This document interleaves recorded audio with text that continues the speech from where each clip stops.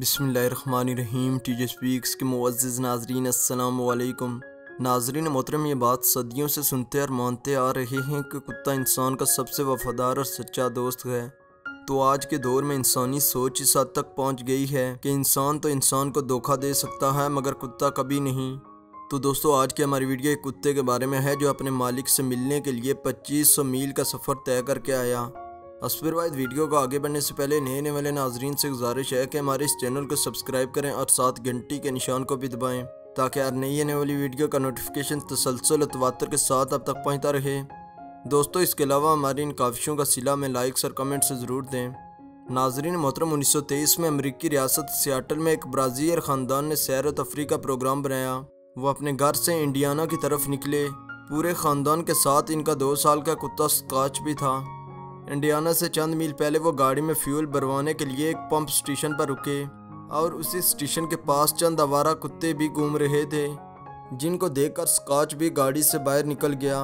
फिर किसी ने ध्यान न दिया कि इनका बालों वाला साथी इनके साथ नहीं है।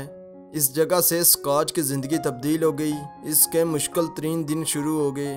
हैरत की बात यह थी कि जब इस ख़ानदान को पता चला कि इनका कुत्ता साथ नहीं है तो इनमें से किसी को भी परेशानी न हुई, बल्कि वो इस भरोसे पर थे कि ये बेज़ुबान खुद ब खुद वापस आ जाएगा।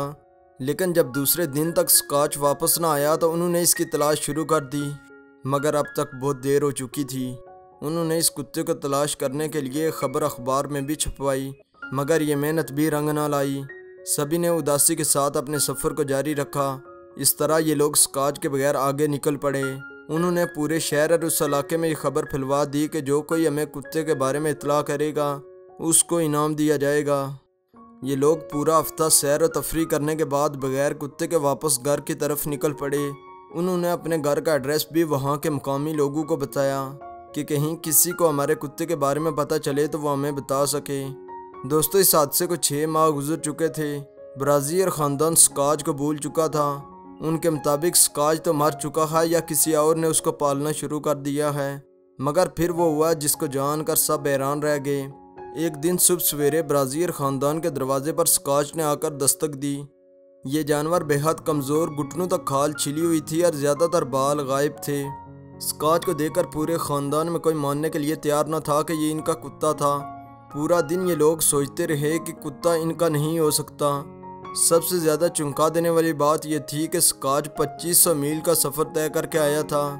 वो स्कॉच की बुरी हालत देखकर डॉक्टर के पास ले गए। तब डॉक्टर ने भी कहा कि इस कुत्ते की यह हालत पैदल चलने की वजह से हुई है।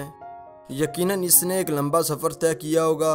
इसके बाद स्कॉच के मालिक और दूसरे माहिरीन ने इसकी जांच पड़ताल शुरू की कि क्या यह कुत्ता वाकई पैदल चलकर आया है। तो रास्ते में आने वाले कई कबीलों और लोगों ने बताया कि यह कुत्ता यहाँ रुका है। दोस्तों, दरअसल इस कुत्ते ने अपने मालिक के जिस्म से खारिज होने वाली बू की पैरवी की।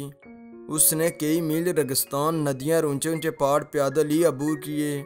इस कुत्ते ने दिन में तपती धूप और रात की ठंडक में भी अपने मालिक की बू का पीछा किया। यह खबर पूरे अमेरिका में फैल गई। कई खबरसां अदारों ने इस खबर को अपनी अखबार की सुर्खियों में भी डाला। इस ख़ानदान को स्कॉच के नाम पर पूरे मुल्क से हज़ारों तोहफे भी मिले। दोस्तों, इसके बाद सियाटल में स्कॉच के नाम पर मार्च भी की गई। इस कुत्ते का नाम तब्दील करके बॉबी द वंडर डॉग रखा गया। 1924 में बॉबी एक फ़िल्म में मरकज़ी किरदार के तौर पर भी शामिल हुआ। बदकिस्मती से ये कुत्ता 1927 को बीमार हुआ और फौत हो गया। दोस्तों, आपको ये सच्ची कहानी कैसी लगी मुझे कमेंट में ज़रूर जवाब दें।